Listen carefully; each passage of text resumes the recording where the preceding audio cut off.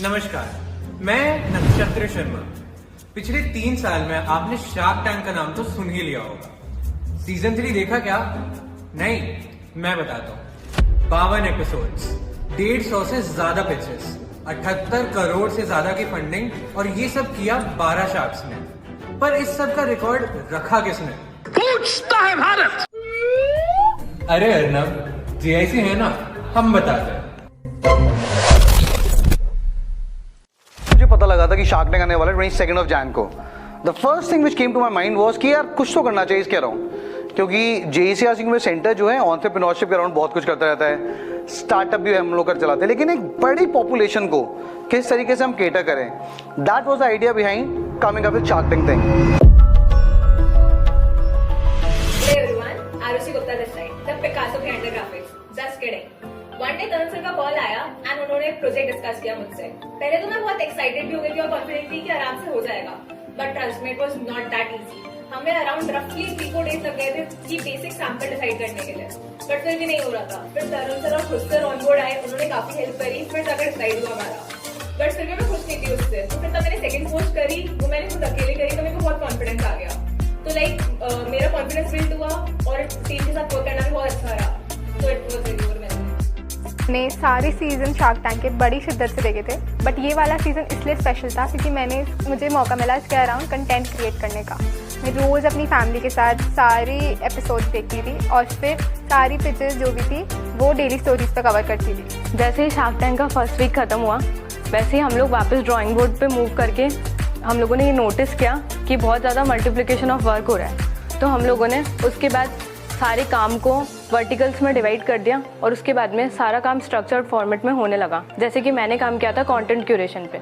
मुझे याद है जब तरुण सर ने मुझे और अभिजीत को इस कैंपेन के लिए अर्जेंटली ऑफिस बुलाया था, देन ही handed over me the responsibility of managing LinkedIn for this campaign. I honestly enjoyed doing this and I'd had a great experience. Hello everyone, I'm Abhilasha. I manage LinkedIn as well. So I have to post and tag the startups and startup founders.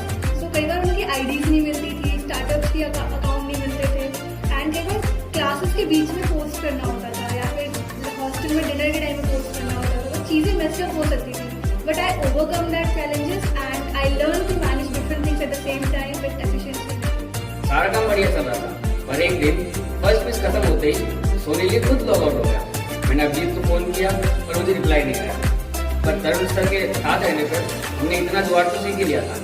मैंने एक tab brave पे खोला, एक time Chrome पे खोला और सारी चीज टाइम पे कवर कर दी। मेरे साथ तो अलग ही फनी इंसिडेंट हो गया।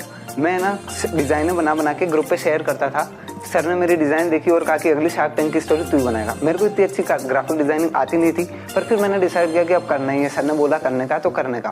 फिर उसके बाद जब मैंने आरुषि से और अभिजीत सर से हेल्प के लिए बोला तो इन दोनों ने मना कर दिया कि हमारे कल से RTO में तू करेगा नहीं, अब हम तेरी कोई हेल्प नहीं कर सकते।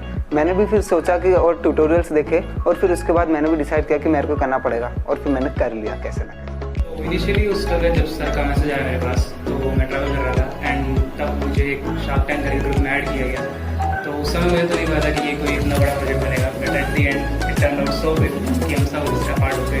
स्टोरीज अपलोड करनी थी, मेरे से वो मिस हो गई पहली ही पिच। तो मैंने दीक्षा को कॉल किया, फॉर्चुनेटली उसने वो पिच देखी, उसने मुझे वो पिच बताई और मैंने वो पिच अपलोड करी एंड ऐसे ही हुई शार्क टैंक की स्टोरीज की शुरुआत।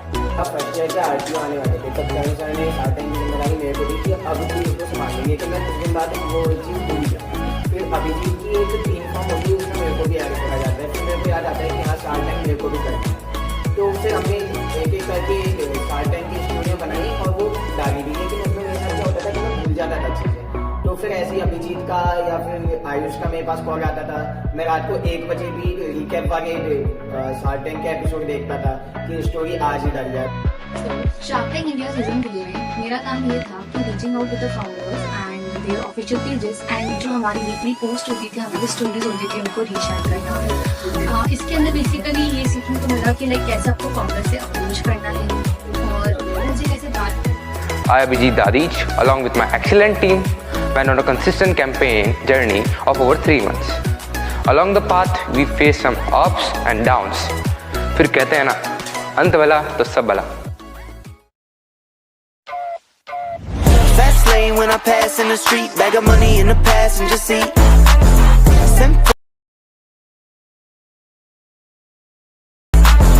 Way up, I might never come down, cause the coast racking up the flight miles. So high, I might never come down. So what? This is my lifestyle. Wait a minute. Work hard for the car, so that's why it's all tinted. Wait a minute. Had a real late night, woke up with my head spinning out.